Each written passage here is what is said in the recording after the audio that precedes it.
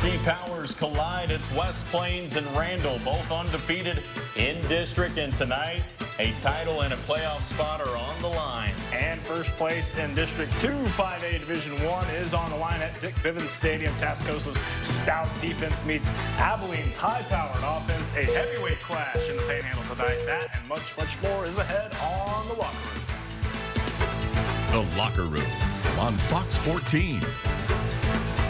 Welcome back into the locker room. No shortage of drama tonight as Tascosa takes aim at the top spot in district play. Yes, the Rebels have been dominant on both sides. That defense with 28 sacks and giving up just over 14 points per game. But Abilene's Braden Henry can change a game in a hurry. What do you say we start this night off at Dick Bivens Stadium? Max, that's actually where you were at. Absolutely, yeah, I sure was there. Let's do it. We had rain in the area for a good amount of the night. This one started at 8:30. First play for Abilene High. The rain playing a bit of a factor here. Braden Henry fumbles. That's going to be Rebels ball. However, they did not turn it into points. Next drive for the Eagles. They get in the field goal range. They make that one impressive on a wet field. 3-0 Abilene. Second quarter. The Rebels with 4th and 1 inside the 10 here. They get the first down after the refs give the signal here.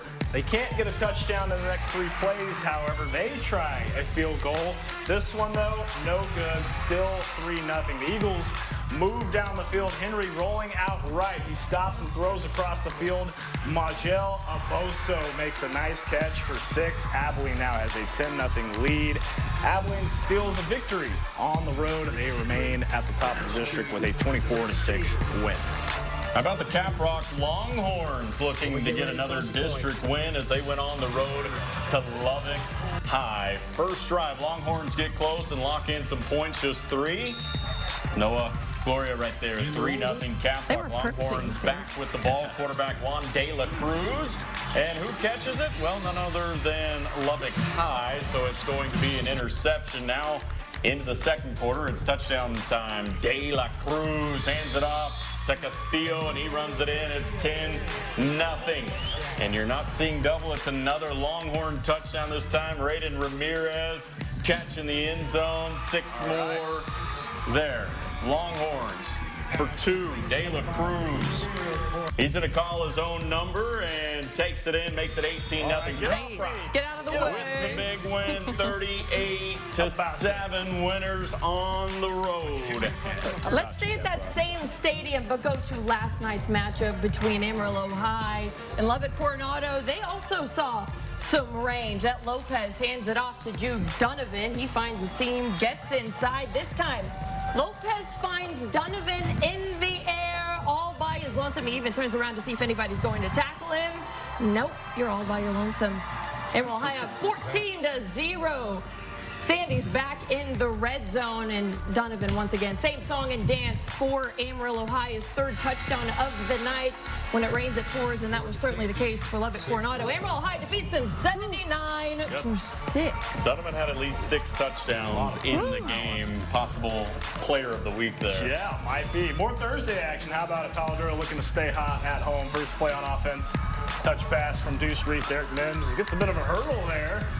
60 yards down the sideline for the score. Next PD drive. Deuce handing it off to Raymond Johnson, a former player of the week for us, and he'll go to work. He picks up some tough yards getting into Bulldog territory. Now, next play, Deuce passing this time, and he's going to find none other than Darian Lewis, who scampers up the field for another big Paladero. Need to get out of his way, too. At the goal line now, Johnson finishes off the drive with a score 14-3 Dons. PD, how about you?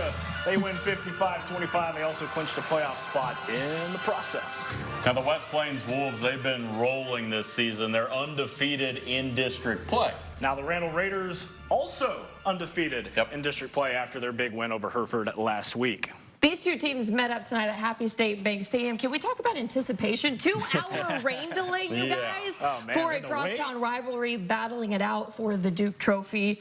There's a lot on the line. Playoff implications. There are potentially the district leader after tonight as well. Here they are getting things going. First drive of the game, Reed Macon hands it off to Slade Russell. Let me tell you, this is one bad dude. He was all over the field tonight. Next offensive drive for the Wolves, Reed Macon on the keeper. He lunges inside, or reaches inside, rather. West Plains up 14-0 here. Randall clawing for some points, but it's not the offense who does it. It's their defense. We've been saying they're the real deal all year long. Garrett Split here with the pick six. Yes, he takes it all the way back, and we only see Randall Raider jerseys there. West Plains nowhere in sight, but like clockwork. Reed Macon again gets back into the end zone. In fact, West Plains does that quite a bit tonight. The Wolves go on to win the Duke Trophy, keep it in fact, 62-13. They also lead that district. All right, let's go to Dumas as they were taking on Hereford. And I'm telling you, this is going to be one of the best plays you see tonight. Colton Mills drops back, looking left, and finds this guy, Blake Robinson, with a defender wrapped all over his right arm. Says, I don't need it. That was I don't even need it. OBJ! The one-handed spectacular catch for the touchdown. This time it's going to be the reverse. Hara and tosses it to Colt Fox, and Fox, he darts into the end zone, 14-0. Blake Robinson not done yet. He catches the pass. Check this out. Oh, man. All over the field. That was juke. Give that man a scholarship. And into the end zone touchdown.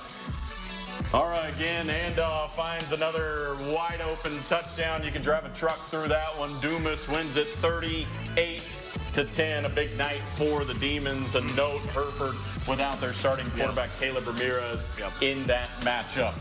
As for 4A Division II, Perryton played host to, let's start with Canyon, 41-6 winners over Pampa, and then Levelland, I believe, will be next. Perryton, they fall 53-43 in a shootout in Estacado over Borger, 74-24. Now, over the years, Bushland and Shallowater has built quite the rivalry, and there's no better way to start district play. Yeah, both teams riding some momentum after up and down starts, and both looking to make an early statement. I think we all can agree we enjoy when these two teams match up. Yep. So we are going to head out to Bushland for some more highlights. So stay locked in. Don't grab your remote. Keep it right here on The Locker Room.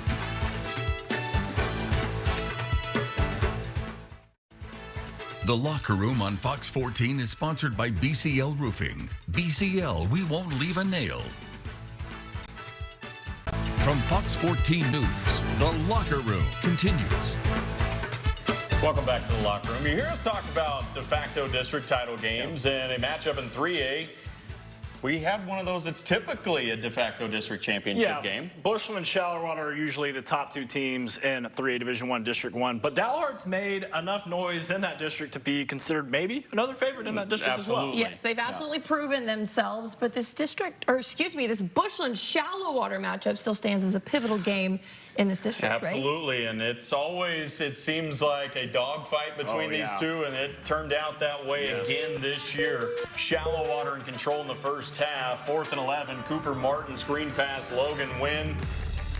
He's going to win that matchup for the touchdown, 21-7 at the break. Let's go to the fourth quarter, 5 minutes left. Bushland rallying.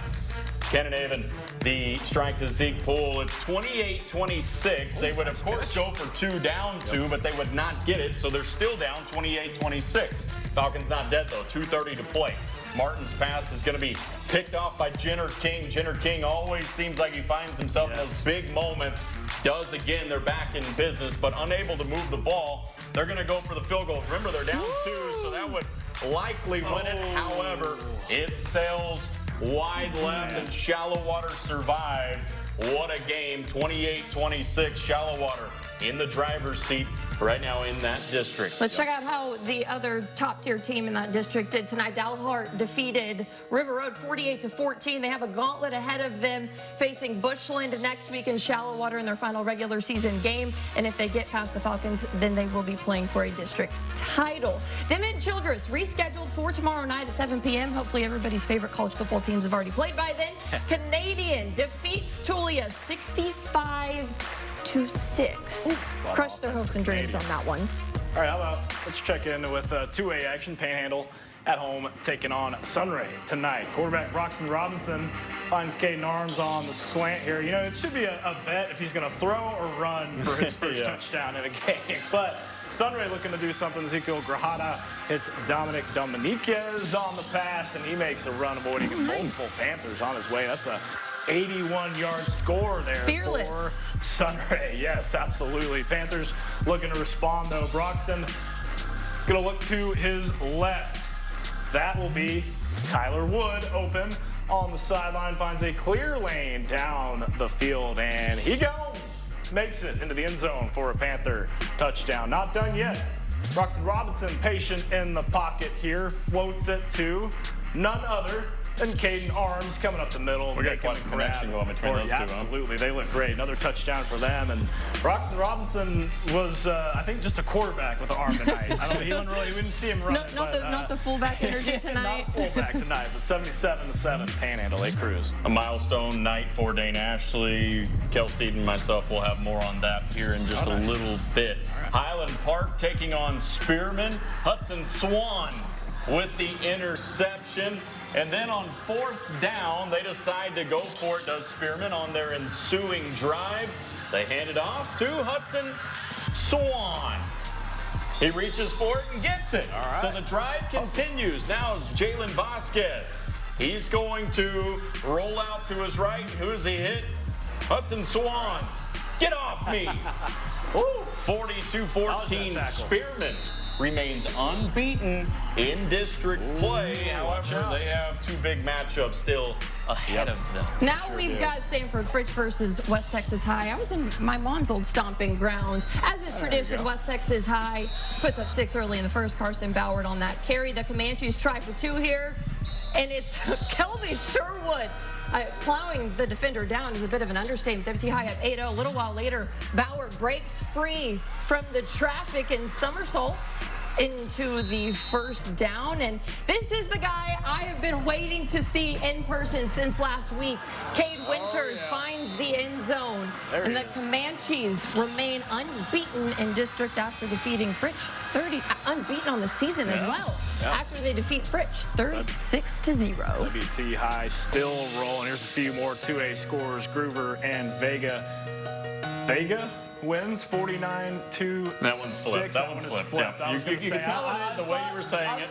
That one's flipped. Groover wins 49-6. Yeah, Stratford wins 56-12. Yeah, there we go. All right, let's back on track here now. Wellington and Shamrock. Wellington cruises 67-7. Wheeler wins 56-6 over Clarendon, and Quanah going against Memphis. Quanah controls it 40-13.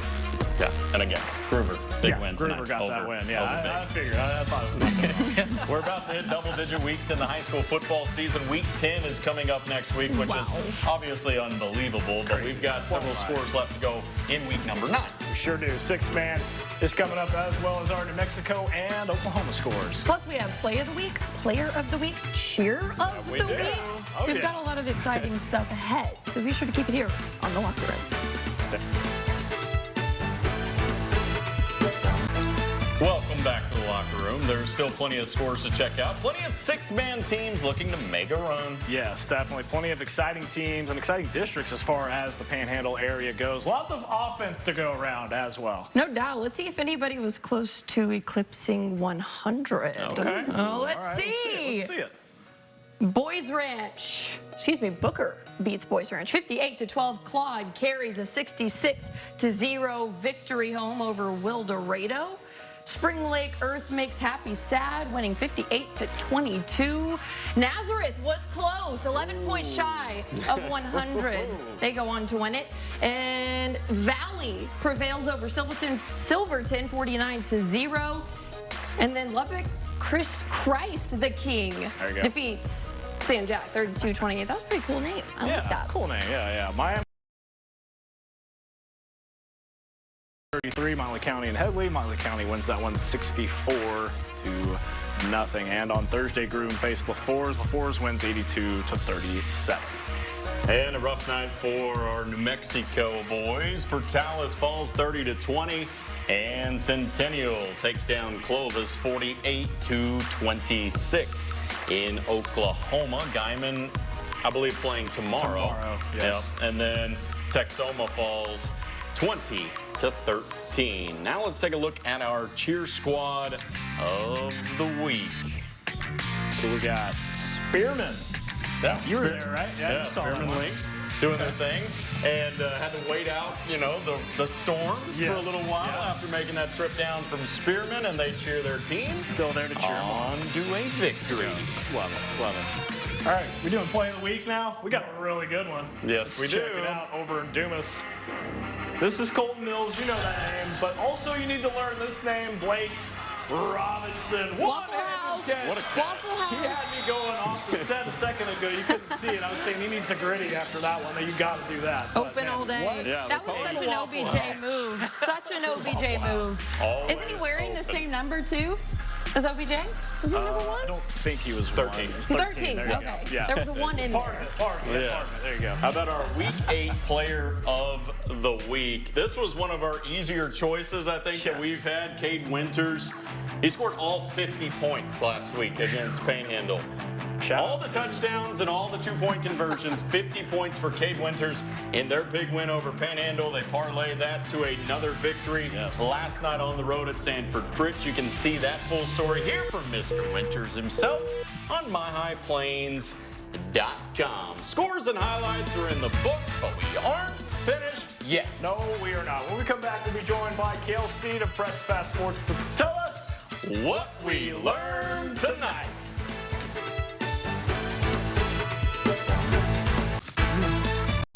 None of that. Oh, so None of man, was that. that caught on here doing that? No yawning. Welcome back to the locker room. I promise he's got more energy than that. It has been a long night, and let's talk about this. It has been a long night a little bit because of the rain. We started some of these games a little late. We did. It was West Coast starts tonight. That's why I'm yawning, man. Yeah, we had That's some why I'm yawning. 8:30 starts, some 9. I think West Plains was more like 9:20. Yeah. Hey, speaking of West Plains, we have some of these big ticket matchups, like you like to call them, that live up to the hype. Last week, West Plains Panhandle was one of the best games in the state. This week, we had a lot of eyes on Randall West Plains, and this ended up being a little one-sided. Yeah, but we questioned. We had the answer. Question is, how is Randall's defense going to? Could they play with West Plains? What was that answer? The answer was no. West No. Plains offense was way too good tonight. Yeah, way too good. Scoring early, scoring often, scored a lot. This thing was over as fast as it started.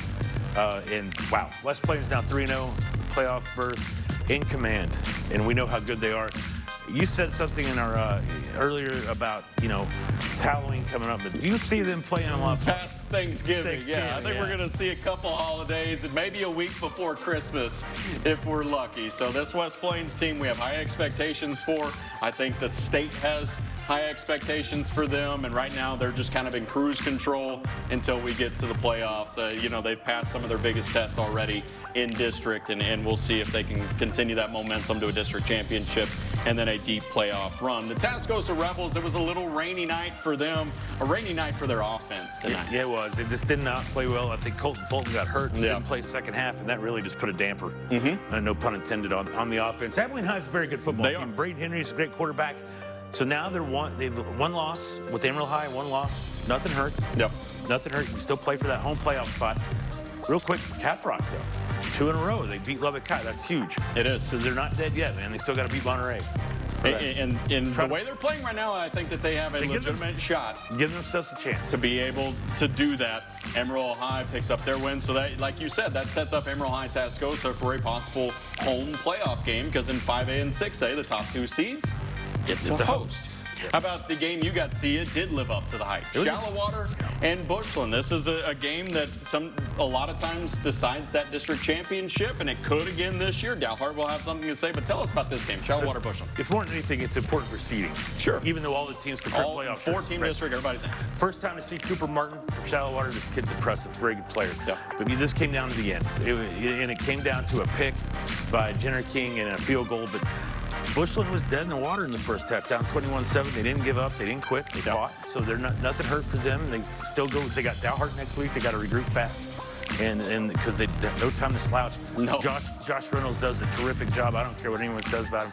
He's a tremendous coach, and they'll be Absolutely. fine. Yep, and they're always one of the top teams in the area. They've dealt with some injuries and some transfers and things that were out of his control, and Sure. and you know they're Got a having- quarterback playing in Lubbock, South, playing a friendship. Friendship, that's Yeah, right. exactly. That's right. Still putting up pretty good numbers down there. How about a nugget from Six-Man, a big win for one of our area teams? Yeah, break out the Miami Warriors, baby. Yeah. First win over Follett tonight since 1998.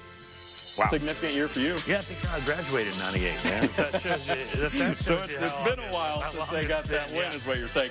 Speaking of milestones, Yes. we had a couple of big milestones for some head coaches in Yeah, our area. congratulations to 2 great coaches, 2 great men. Joey Reed of Dalhart became the all-time winningest coach in the program history, 62, surpassing Stephen Young. And congrats to my guy, Dane Ashley. Win number 92 tonight against Sunray. He surpasses the late, great Stocky Lamberson. Congrats to both men, Dane, Joey, awesome people. Absolutely. I will echo that sentiment as well. And then quickly, I have 30 seconds. Paladuro, big win last night. Yeah, Kyron Brown was all over the field, 3 sacks, a strip sack. Donquell Ashley had a huge game. Every week, a new guy for the Don steps up. Yeah, and another name that you can throw in there, too, Eric Mims Jr. Yeah. The opening play. Yeah, he had the big run. Yeah. And it was cool to see his pop so excited, too, on the sidelines, seeing that big play happen. 4-0. 4-0. They control their destiny. That's where you want to be. Thank you for being here. We'll see you next week.